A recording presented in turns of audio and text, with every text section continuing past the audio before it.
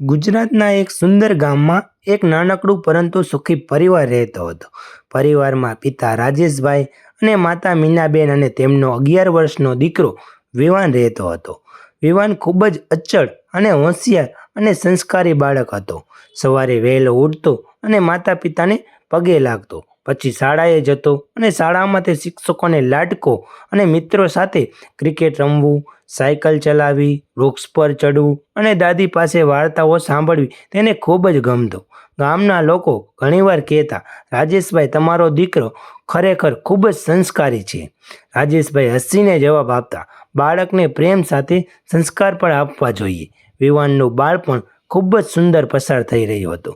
દરરોજ સાંજે આખા ગામના બાળકો હાસ્યથી ગજી ઉઠતા હતા. કોઈ ક્રિકેટ રમતું, કોઈ દોડતું, કોઈ સંતાકુકડી રમતું. વિવાન પણ તેમાં સૌથી આગળ રહેતો. પરંતુ સમય બદલાતો ગયો. ગામમાં ઘણા પણ મોબાઈલ, સ્માર્ટફોન આવવા ગયા. બાળકોને એકબીજાને નવા ગેમ્સ બતાવવા, સોશિયલ મીડિયા પર રીલ્સ જોતા. દરેકના હાથમાં મોબાઈલ જોવા મળતો. એક દિવસ વિવાન શાળામાંથી ઘરે આવ્યો અને, પપ્પા, મારા બધા મિત્રો પાસે મોબાઈલ છે. રાજેશભાઈએ કહ્યું, શા માટે? ગેમ રમે છે, વિડીયો જુએ છે અને હોમવર્ક પણ મોબાઈલમાં આવે છે. મીનાબેન બોલ્યા, હજુ તું નાનો છે. વિવાન થોડો નિરાશ થઈ ગયો. દિવસો પસાર થયા. વિવાનનો જન્મદિવસ નજીક આવ્યો. રાજેશભાઈએ વિચાર્યું, આજકાલ ભણવા માટે મોબાઈલ જરૂરી છે. જો આપણને આપી તો બાળક પાછળ રહી જશે. જન્મદિવસના દિવસે પરિવારના બધા લોકો ભેગા થયા અને કેક કાપ્યો. બધાએ તાળીઓ પાડી. પછી રાજેશભાઈએ સુંદર ગિફ્ટ પેક કરી અને વિવાનના હાથમાં આપ્યું. વિવાને ધીમેથી ખોલ્યું. અંદર એક ચમકતો નવો સ્માર્ટફોન હતો. વાહ પપ્પા, સાચે જ મારો છે. વાહ બેટા. હા બેટા. વિવાન ખુશીથી ઉછળી પડ્યો.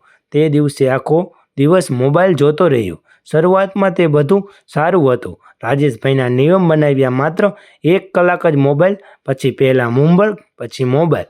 વિવાનને હા પાડી. પહેલાં થોડા દિવસો સુધી તેણે નિયમનું પાલન કર્યું. પણ એક દિવસ તેના મિત્રએ યશે કહ્યું, એક નવી ગેમ આવી છે. વિવાને ગેમ ડાઉનલોડ કરી અને શરૂઆતમાં 10 મિનિટ રમ્યો. બીજા દિવસે અડધી કલાક અને ત્રીજા દિવસે 1 કલાક. પછી ધીમે ધીમે સમય વધતો ગયો અને હવે તે બહાર રમવા કરતાં મોબાઈલમાં વધુ લાગ્યો રહેતો. એક સાંજે તેના મિત્રએ તેને બોલાવવા આવ્યો. વિવાન, ક્રિકેટ રમવા આવ. વિવાન બોલ્યો, આજે નહીં. બીજા દિવસે ફરી આવ્યો. ચાલને, કે મારે લેવલ પૂરું કરવું છે. મિત્રો નિરાશ થઈને ચાલ્યા ગયા. મીનાબેન બધું જોઈ રહ્યા હતા. તેમણે કહ્યું, બેટા, થોડું બહાર પણ જા. હવે નહીં મમ્મી. આ શબ્દો દરરોજ સાંભળવા મળવા લાગ્યા. થોડા દિવસો પછી વિવાન જમતી વખતે મોબાઈલ જોતો. દાદીએ વાર્તા કરતા બેસતા તો પણ તે સાંભળતો ન હતો. પિતા ઓફિસમાંથી આવે તો પહેલાં દોડીને ભેટતો. હવે તો માત્ર એક જ શબ્દ બોલતો, હાય પપ્પા, અને ફરી મોબાઈલમાં ખોવાઈ જતો. રાજેશભાઈને થોડી ચિંતા થવા લાગી. એક રાત્રે તેમણે મીનાબેનને કહ્યું, મને લાગે છે કે ભૂલ કરી છે. મીનાબેને ધીમેથી બોલ્યા, હજુ સમય છે. પરંતુ તેમને ખબર ન હતી કે આ તો માત્ર શરૂઆત હતી. વિવાને રાત્રે મોડે સુધી વિડીયો જોતો. સવારે ઉઠવામાં મોડું થતું. શાળામાં ઊંઘ આવતી. હોમવર્ક અધૂરું રહેતું અને શિક્ષકે પૂછ્યું, વિવાન, શું થયું? વિવાને માથું નીચે કરી દીધું. તે જ દિવસે શિક્ષકે નોંધપોથીમાં લખ્યું, બાળકનું ધ્યાન અભ્યાસમાં નથી. જ્યારે રાજેશભાઈએ આ નોંધ વાંચી ત્યારે તેમના ચહેરાનો રંગ બદલાઈ ગયો. આજે સાંજે તેમણે વિવાનને પ્રેમથી સમજાવ્યો, બેટા, મોબાઈલ ભણવા માટે છે, આખો દિવસ રમવા માટે નહીં. વિવાને જવાબ આપ્યો, બધા રમે છે. રાજેશભાઈએ કહ્યું, બધા જે કરે એ સાચું હોય એવું જરૂરી નથી. પરંતુ વિવાને બદલાઈ રહ્યો હતો. એક દિવસ મીનાબેને મોબાઈલને થોડા સમય માટે પોતાની પાસે રાખ્યો. વિવાન ગુસ્સે થઈ ગયો. મારો મોબાઈલ પાછો આપો. તે પહેલીવાર પોતાની મમ્મી પર ઊંચા અવાજે બોલ્યો. ઘરમાં શાંતિ છવાઈ ગઈ.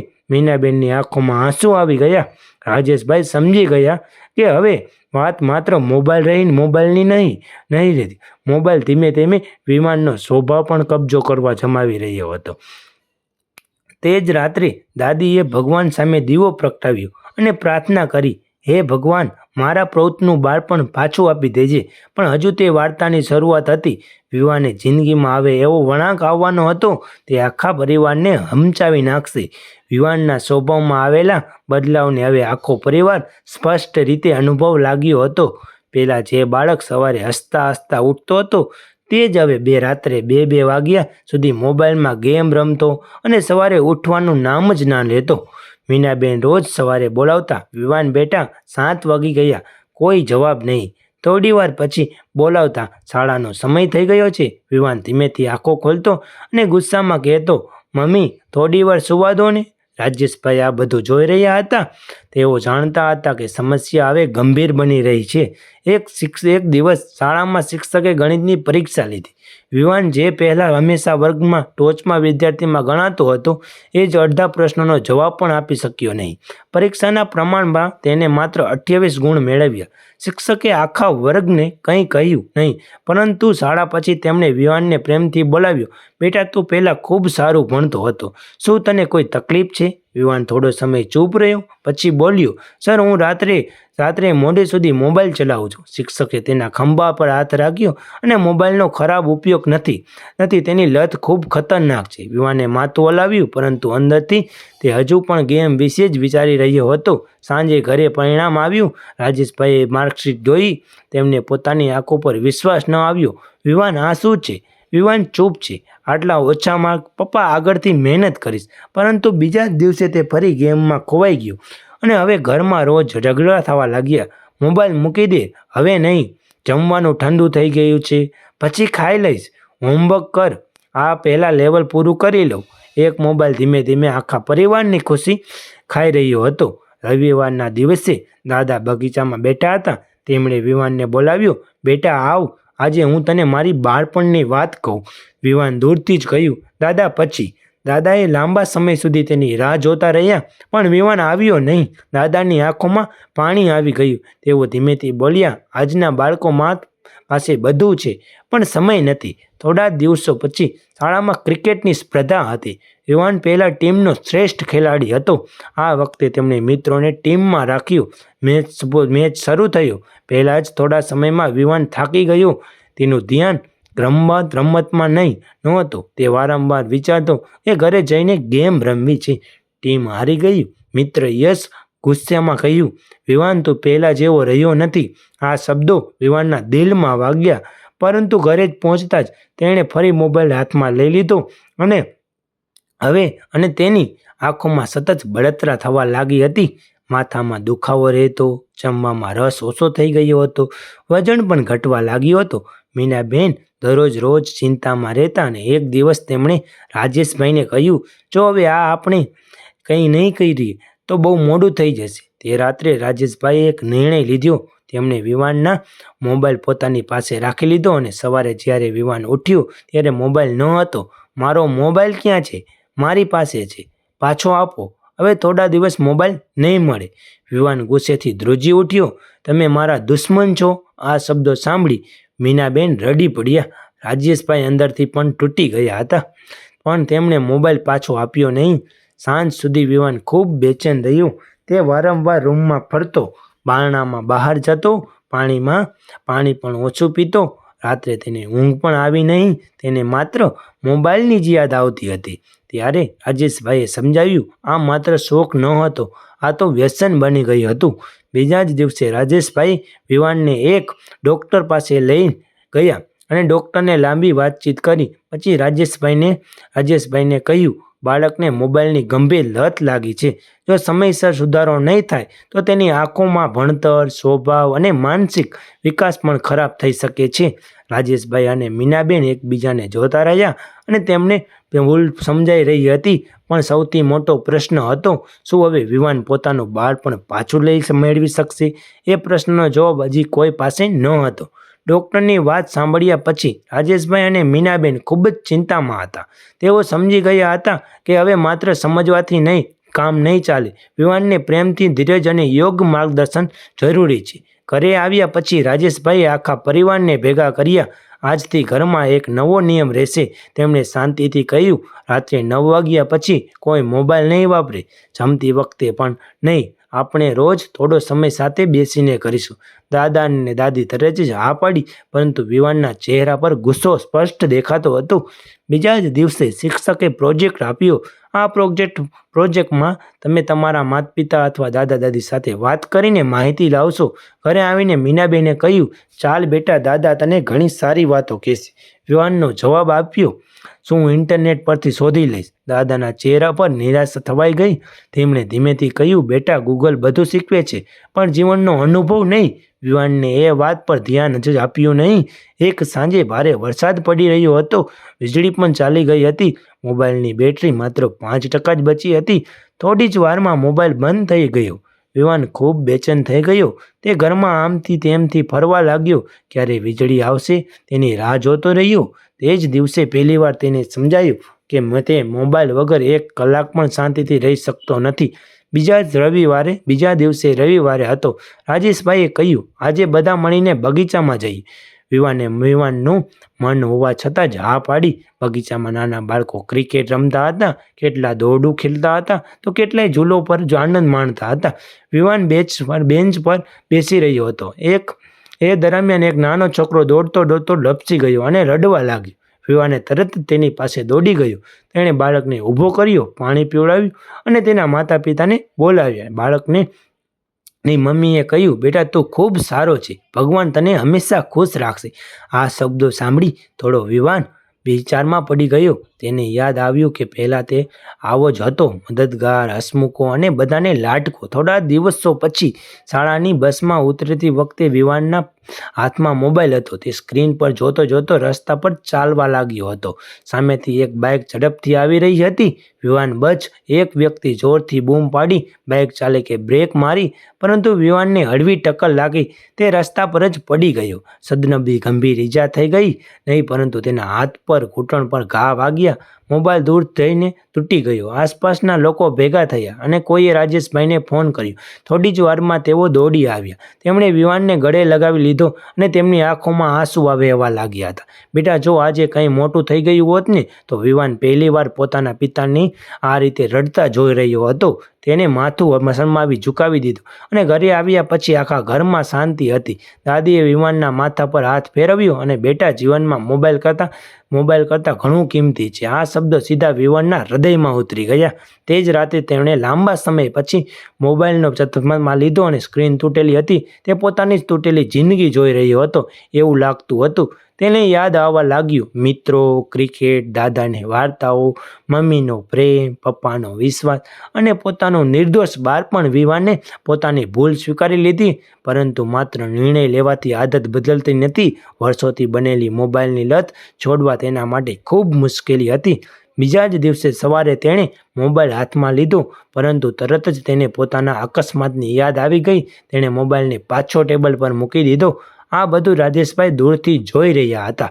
તેમને ખૂબ ખુશ થયા, પરંતુ કંઈ બોલ્યા નહીં. તેઓ જાણતા હતા કે સાચો બદલાવ આવે છે. મીનાબેન ઘરેથી જ કહ્યું, આજે સાંજે બધા મળીને ક્રિકેટ રમવા જઈશું.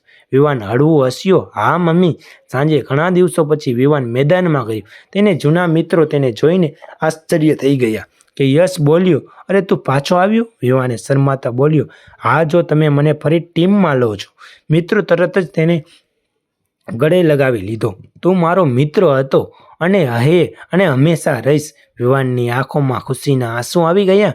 તે જ દિવસે તેણે લાંબા સમય પછી દિલથી ક્રિકેટ રમ્યો. ધીરે ધીરે તેને પોતાની દિનચર્યા પડી અને સવારે વહેલા ઉઠતો અને યોગ્ય કરતો અને સમયસર શાળાએ જવું અને હોમવર્ક પૂરું કરવું, સાંજે મિત્રો સાથે રમવું અને મોબાઈલ માત્ર 1 જ કલાક માટે વાપરતો. શરૂઆતમાં મુશ્કેલી પડી, પરંતુ દરેક દિવસે તે થોડો વધુ મજબૂત બનતો ગયો.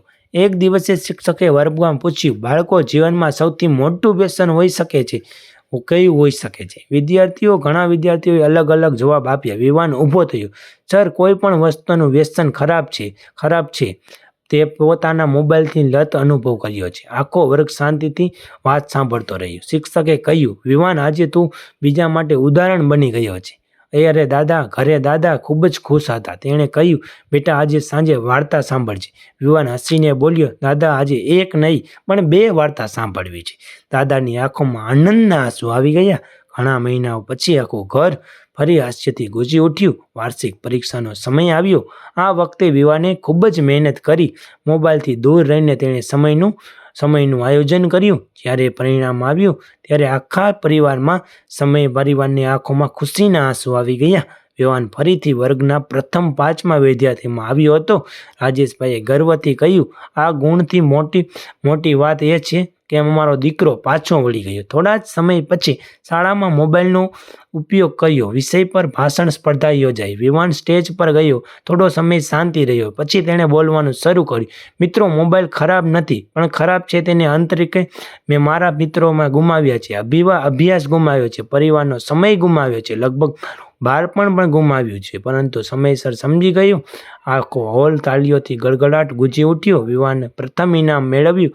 ઘરે આવીને તેણે પોતાની તૂટેલી મોબાઈલ જોયો. તેણે ફેંકી દીધો નહીં. તેણે પોતાના અભ્યાસના ટેબલ પર રાખ્યો. દરરોજ તેને મોબાઈલને જોઈને પોતાને યાદ કરાવતો, આ રીતે મારી ભૂલ હતી, ફરી ક્યારે આ ભૂલ નહીં કરું. વિવાને હવે માત્ર પોતાને માટે જ નહીં પરંતુ એકબીજાના મિત્ર માટે પ્રેરણા બની રહ્યો હતો. તેણે સફર હજુ પૂરી થઈ ન હતી, કારણ કે હવે તે પોતાના જ ગામના બાળકોને મોબાઈલની લતમાંથી બચાવવાનો સંકલ્પ લેવા જઈ રહ્યો હતો. વિવાને હવે પહેલાનો વિવાન બની ગયો હતો. તેના ચહેરા પર સ્મિત હતું. સવારે પક્ષીઓના કલરવ સાથે જાગતો અને માતા પિતાના આશીર્વાદ લેતો અને આનંદથી શાળામાં જતો. મિત્રો સાથે ક્રિકેટ રમતો, દાદા સાથે ચાલવા જતો અને રાત્રે પરિવાર સાથે બેસીને વાતો કરતો. એક દિવસ શાળાના પ્રિન્સિપલે વિવાનને ઓફિસમાં બોલાવ્યો. વિવાન, તારી વાર્તા પર સાંભળી છે આવ્યો તે બહુ મોટી વાત છે. વિવાને નમ્રતાથી બોલ્યો, સર, આ બધું મારા પરિવારનો પ્રેમ અને શિક્ષકનું માર્ગદર્શન નથી શક્ય બન્યું છે. પ્રિન્સિપલે કહ્યું, આવતા રવિવારે શાળામાં ડિજિટલ જાગૃતિ કાર્યક્રમ છે. હું ઈચ્છું છું કે મુખ્ય વક્તા તું બને. અને વિવાન થોડો ગભરાતો તેણે હા પાડી. રવિવારે શાળાનું મેદાનમાં વિદ્યાર્થીઓ અને વાલીઓને ગભરાઈ રહ્યા હતા. વિવાને સ્ટેજ પર પહોંચ્યો અને થોડાક ક્ષણમાં તેણે પોતાના જ માતા પિતા, દાદા દાદી અને મિત્રોને તરફ જોયું. પછી તેણે બોલવાનું શરૂ કર્યું, મિત્રો, હું તમને કોઈ પુસ્તકની વાત નથી કરતો, હું મારી પોતાની જિંદગીની વાત કરું છું. એક સમય એવો હતો જ્યારે મને લાગતું હતું કે મોબાઈલ જ મારી દુનિયા છે. આખું મેદાન શાંતિથી છવાઈ ગયું.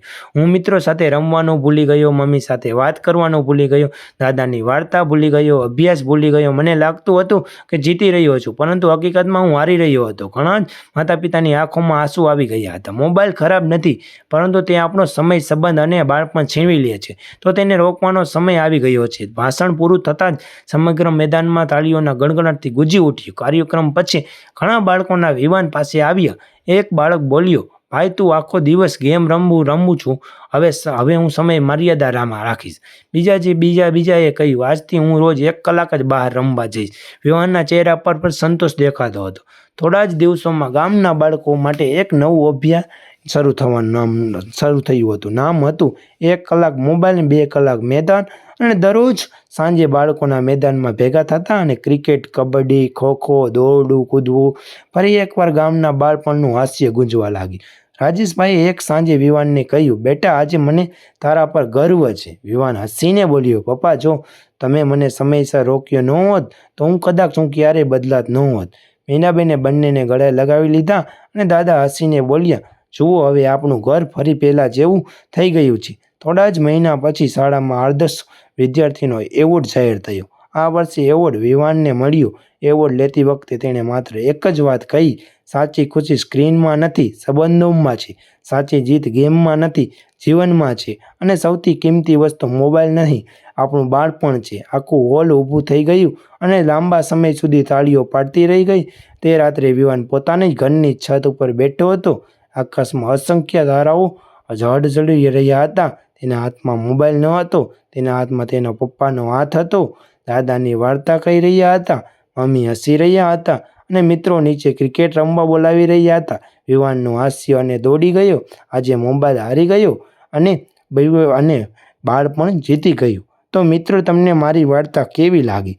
સારી લાગી હોય તો લાઈક કરી નાખજો, શેર કરી નાખજો, કમેન્ટ કરી નાખજો અને સબસ્ક્રાઈબ કરવાનું ભૂલતા જ નહીં મિત્રો. અને મારા આવા નવા વિડીયો જોતા રહેતો મિત્રો. તો ચાલો મિત્રો, હવે આપણે બીજા વિડીયોમાં મળીએ.